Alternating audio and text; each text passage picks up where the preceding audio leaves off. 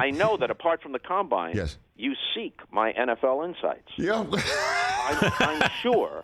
I'm sure that you have talked about this. Yes. But I will reiterate a point I first made on NBC 5 years ago. Okay. I made it again on HBO as this NFL season started. Okay. And how many examples of this do they need before they come to their senses?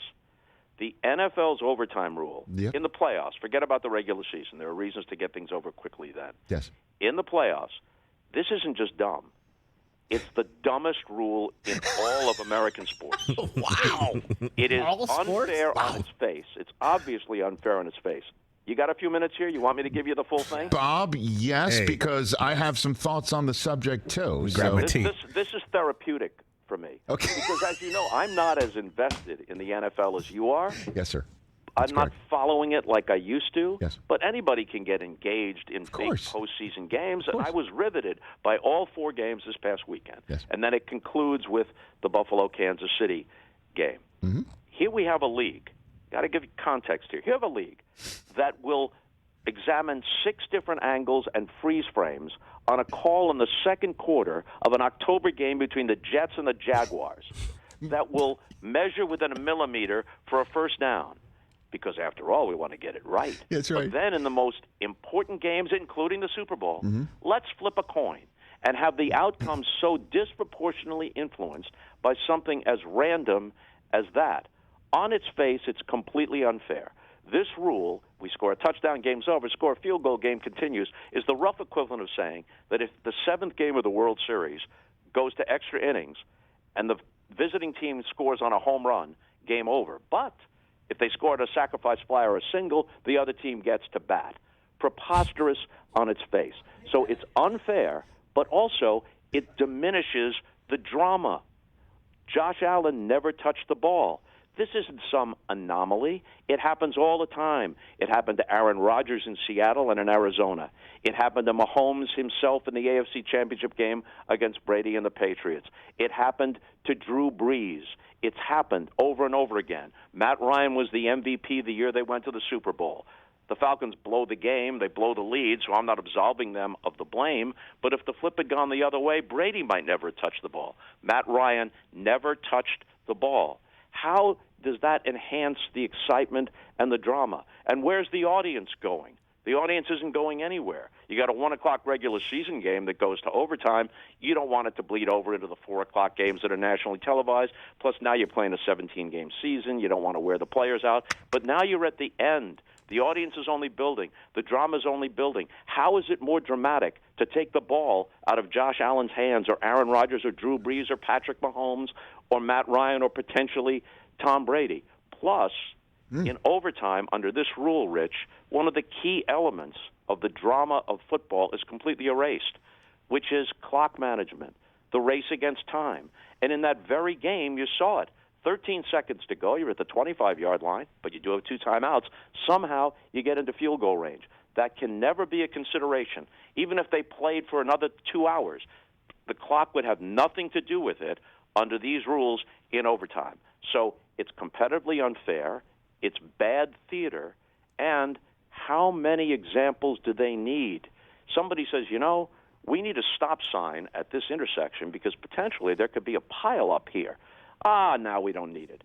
Now let's have a half dozen pile-ups, time after time, and you still don't put the stop sign there. This is idiocy. Okay, so if this was the NFL overtime rule, I would not have a chance to rebut. This would be over, and we would just be done. You've made my case. Okay, but here's the answer: is what do you? First of all, you are assuming that neither defense was going to stop either person. You're assuming that. And the other games that could have gone to overtime, like, say, Green Bay, San Francisco, and also the Rams and the Bucks, might not have had. You're just assuming that whoever loses the coin toss is going to lose the game because their defenses are gassed. That's not the circumstances for every. Well, hold on. And then the other aspect of it is what happens if you do put into place what you were saying, is you now want to defer if you win the coin toss. You want to go second, and thus neither team is going to be as aggressive as we would like until sudden death finally does arrive? Or do we continue to just let everybody just within its own, you get a possession, I get a possession, and we keep doing that? How does it all play out from there? You play a timed period, and they can have the competition committee decide what that time should be. Okay. Maybe for the purposes of drama and not wearing the players out, maybe that's 8 minutes. Maybe it's 10 minutes. Maybe it's a full 15-minute quarter. Right. Whatever it is, the clock still comes into play, and all the normal dynamics of a football game are in play. It would be more dramatic. It would also be fair. And to your point, yes, the defense can stop the team that wins the toss and elects to receive. And how big an advantage that is proven by the fact that if you played 100 overtime games under this rule, not once would a team ever defer. They would always elect to receive the ball. But the defense could stop them. But that doesn't mean that that's fair. This kind of shrug your shoulders, hey, just stop them. Well, sure, but if you had the best defense in the history of the league against the worst offense in the history of the league, you still wouldn't say, well, no problem, we'll stop them. It's an unfair advantage for the team that gets the ball under these rules. Well, as you know, I am up against, in the radio business, a hard out, so I only have enough time left to ask you, do you feel better having gotten this off your chest, Bob? Is this? Yes, but then I'll move on to something else that I'm obsessing about. Like the combine. I've just deferred from one obsession and issue to the next. Bob, that extra inning idea isn't bad. Oh, shut up. Don't start screwing with baseball now. We got enough problems here. Shut up. Take care of yourself, Bob Costas. Take care. Thanks for the call. All right, see you guys. There you go, ladies and gentlemen. Go. Maybe Chris Brockman's crowning achievement, the 7+ years of this program, saying something that causes Bob Costas to tell him, shut up. Please tell me that was clean enough to use as a drop and that we didn't just laugh too hard over it. I think we got it. Yes. Wow. Bob Costas telling Brockman to just shut up. Shut up.